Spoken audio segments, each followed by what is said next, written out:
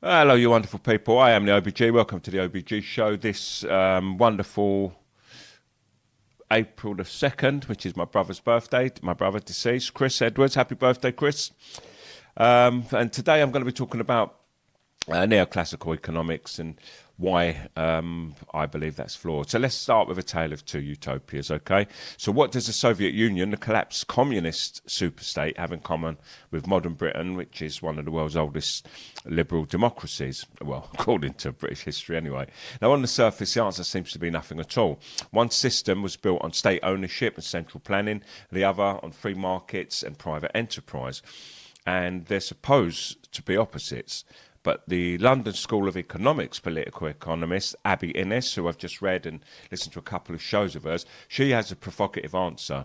In her 2023 book, Late Soviet Britain, Why Materialist Utopias Must Fail, I know I was going to forget that, she argues that both systems share something deeper and more dangerous than their surface differences. They're both built on closed systems, economic reasoning, and they both believe in their own way that the economy can be reduced to a set of fixed laws predicted in advance and managed accordingly.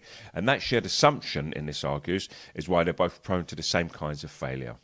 So let's explore that claim by looking at what neoclassical economics actually assumes, why those assumptions are philosophically broken, and what we can do about it. And along the way, I'll touch on the philosophy of science, the problem of depoliticising economics, and the case for analytical pluralism.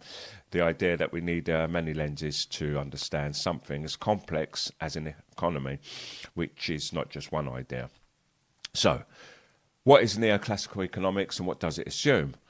Neoclassical economics is a dominant framework taught in universities, used by governments across the world.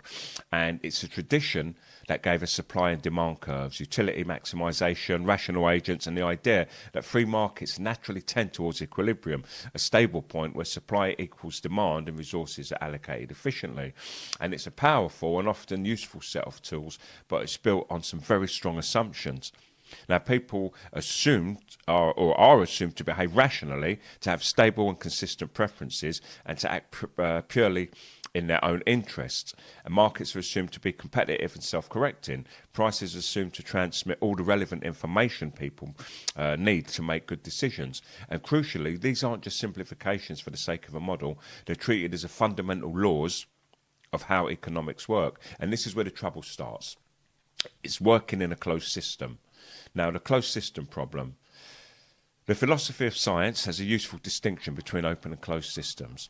A closed system is one where all the relevant variables are known, fixed, and controllable. An experiment in a laboratory, for example, is an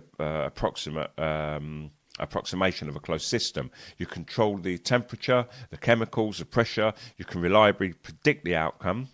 And a closed system is a dream of any scientist. Tidy, predictable, manageable. And this is my reason for taking umbrage at people that scream at science in any debate.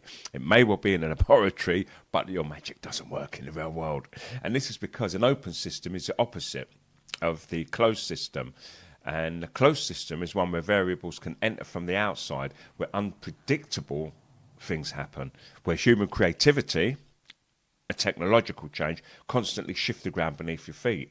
Most of the real world works this way. Biology, history, society, and yes, of course, the economy is an open system.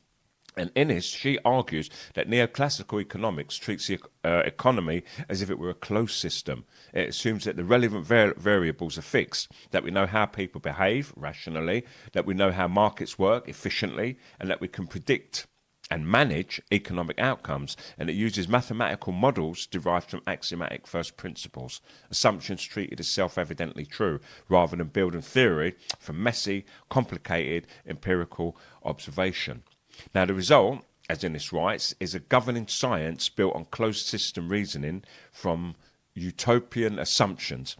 And closed system reasoning, when applied to an open system, it just doesn't work. It fails to fit. It actively distorts the institutions that are trying to use it, and this is a common problem.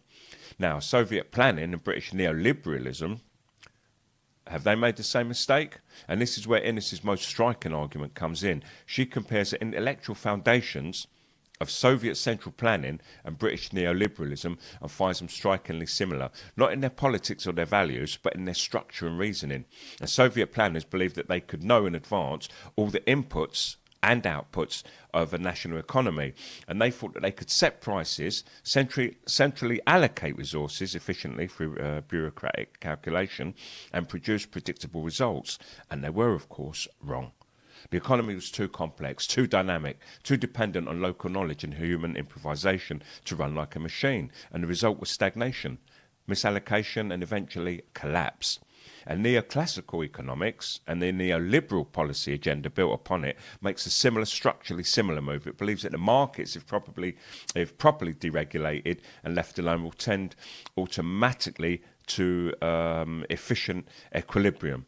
And it believes that complex public services can be outsourced to private contractors and managed through targets, metrics, and contracts that capture everything that matters. And it believes that the price mechanism transmits all relevant information. It believes that the state can be shrunk and replaced by market mechanisms without significant loss of social function. And these beliefs aren't malicious. In fact, many of the people who hold them are intelligent and well-intentioned, but they rest on the same foundational error, which is that the economy's behaviour can be deduced from a fixed set of laws, rather than observed, negotiated, and adapted to in an endlessly changing reality, a dynamic reality. And we have to be more dynamic. And as Innes puts it in her response to Michael Jacobs in the Political Quarterly, both Soviet and neoclassical economics are misadventures in high modernism. And what sets them apart is, or the question would be, what sets them apart from post-war Keynesianism and their shared claim to have discovered the predetermined laws of the economy, laws that only their respective orthodoxy can properly apprehend.